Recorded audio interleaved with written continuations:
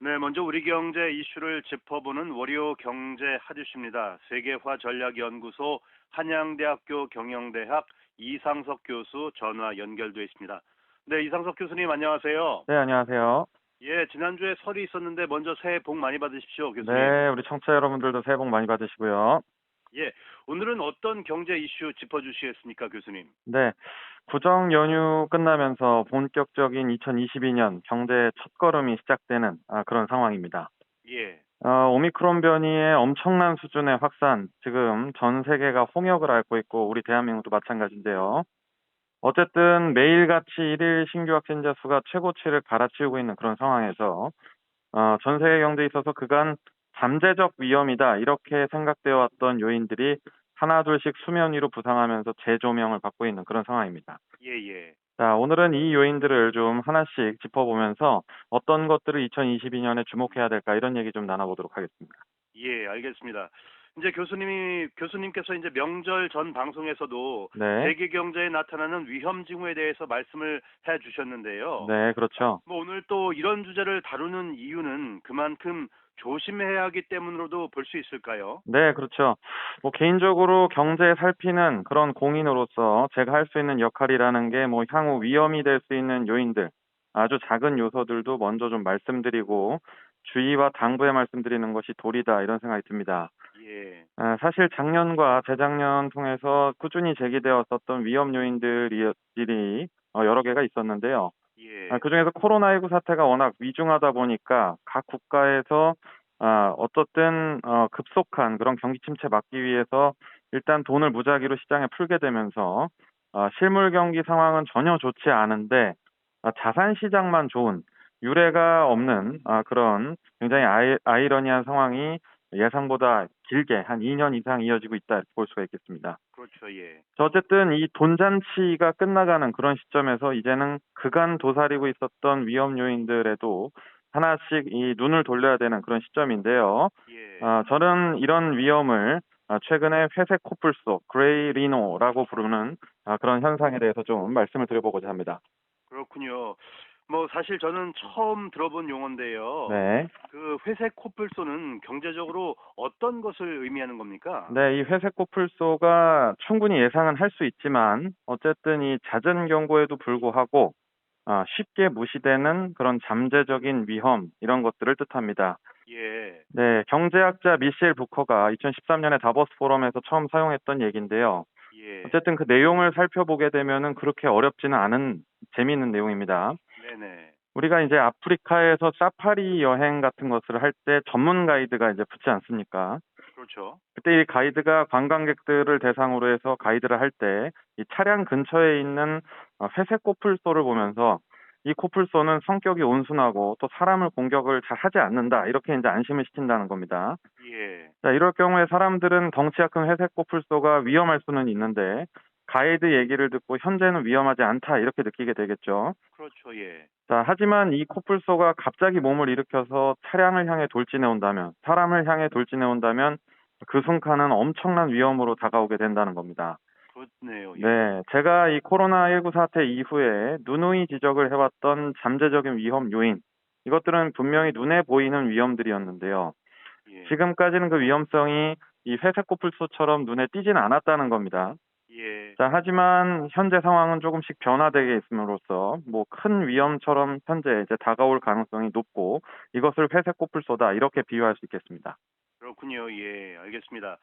일단 뭐 그 첫 번째 요소로 물가 상승을 예로 들어주셨는데 그렇죠. 특히 미국의 물가 상승 압력 부분이 무시할 수 없는 요인이라고 지적을 해주셨죠. 네, 맞습니다. 자, 거의 확실하다 이렇게 말씀드릴 수 있는 게 지난 2년간 유지되었던 자산 시장의 화상 분위기, 부동산 시장이라든가 또는 주식시장이라든가 또는 가상화폐 시장 이런 화랑 분위기가 올해 들어서는 완벽하게 꺾일 가능성이 굉장히 높다 이런 말씀 드립니다. 예, 자, 가장 큰 이유가 40년 만에 가장 큰 폭으로 상승했던 미국의 물가 상승률이 될 수가 있겠죠. 예. 또 어제자 뉴스에 보시면은 대한민국의 물가 상승률도 4개월 연속 3%를 넘게 되면서 지금 전 세계가 인플레이션으로 아주 큰 골머리를 앓고 있습니다. 예. 자, 미국의 경우에는 일일 확진자 수가 60만 명에서 90만 명에 이를 정도로 매일매일 오미크론 환자가 무더기로 쏟아져 나오고 있는데요. 예, 예. 실물 경제가 쉽게 돌아가지 않는 상황임에도 불구하고 자본시장에 워낙 큰 돈들이 풀리게 되고 돌아다니게 되면서 여기저기서 물가 상승이 현재 촉발되는 그런 상황입니다. 예. 자, 여기에 대해서 미국의 중앙은행이죠. FRB가 시장의 예상보다 훨씬 빠른 시기인 3월에 금리를 인상하겠다. 이렇게 이제 말을 해놓은 상황이고요. 예, 예. 금리의 인상폭도 시장에서 예상하는 것보다 훨씬 클 수 있다. 이렇게 약간 의미 있는 말을 던져놓은 상태입니다. 그래요. 네, 예. 어쨌든 워낙 경기가 좋지 않은 뭐 일본이라든가 또는 경제 성장률이 낮아지고 있는 중국 경우에는 오히려 금리를 최근에 낮추게 되면서 반대 방향으로 가고 있지만 네. 미국을 비롯한 주요 국가들이 최근에 금리 인상 분위기를 따라가기 때문에 뭐 화폐 가치에 영향을 주는 이런 미국의 금리 인상 분위기는 많은 국가들에 영향을 줄 수밖에 없겠습니다. 그렇죠. 예. 자, 우리 경제 경우에는 부동산 관련 가계부채가 사상 최고치에 이르고 있죠. 예. 대출 이자 부담만 생각해 봤을 경우에도 굉장히 커질 것은 뭐 자명한 사실이고요. 자산 시장의 거품이 꺼지게 된다면 꼼짝없이 물려버리는 일도 발생할 가능성이 높기 때문에 예. 올해 가장 주목해야 될 회색 코뿔소, 분명히 미국의 물가 상승과 금리 인상 가능성, 이런 부분 좀 염두에 둬야겠습니다. 그렇군요. 예. 교수님 말씀 들어보니까 갑자기 겁이 확 네, 나는데요. 그렇죠. 뭐 미국의 2008년 금융 위기도 부동산 시장의 붕괴에서 시작이 됐었는데 네. 뭐 현재 상황도 정상적으로 보이진 않습니다. 그렇죠. 작년 주요 국가들, OECD에 있는 주요 국가들의 부동산 가격이 약 평균 12% 올랐다. 이런 통계치가 유엔을 통해 발표됐습니다. 많이 올랐네요. 네, 예. 오르막이 있다면 내리막도 분명히 있는 법이겠죠. 그렇죠. 예. 이 내리막이 미국의 금리 상승이 도화선이 될 가능성이 굉장히 높아 보인다. 이런 말씀 드립니다. 예. 자, 두 번째 회색 코뿔소는 차이나 리스크. 이렇게 중국과 관련된 리스크를 종합적으로 좀 들 수 있겠는데요. 중국 리스크는 생각보다 굉장히 엄중한 그런 상황입니다. 예. 자, 우선 지난 30년이 넘는 기간 동안의 문화대혁명 이후에 중국의 성장률은 가히 놀라웠었죠. 그렇죠. 굉장히 큰 국가가 두 자릿수 성장률을 20년 이상 유지했었고, 최근에는 7%에서 8% 정도 경제 성장을 계속적으로 평균적으로 유지해 왔다는 것이죠. 네. 자, 하지만 중국이 작년을 기점으로 해서 경제 성장 둔화세가 굉장히 완연해 보인다. 이런 것들이 올해 들어서 아주 큰 위험으로 작용할 가능성이 높아 보입니다.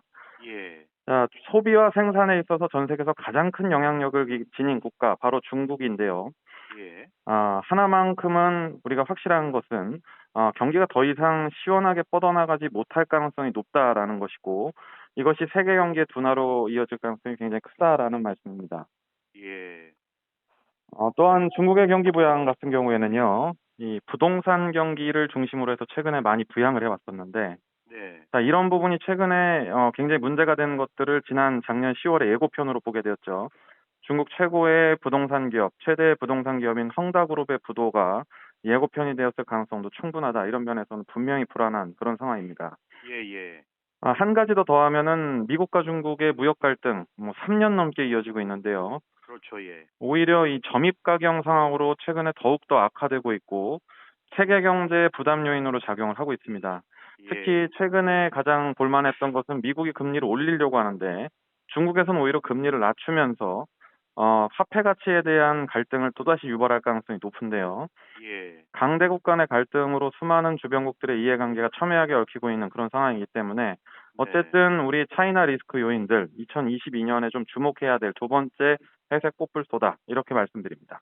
예예. 뭐 우리나라로서는 정말 정신 바짝 차려야 되겠는데요. 네, 오늘은 뭐 그동안 눈에 띄지는 않았지만 이제는 가시권에 들어오게 된 잠재적 리스크, 세계 경제의 회색 코뿔소 요인들에 대해서 이야기를 나눠봤는데요. 끝으로 네, 정리를 좀 해주시겠습니까, 교수님? 네.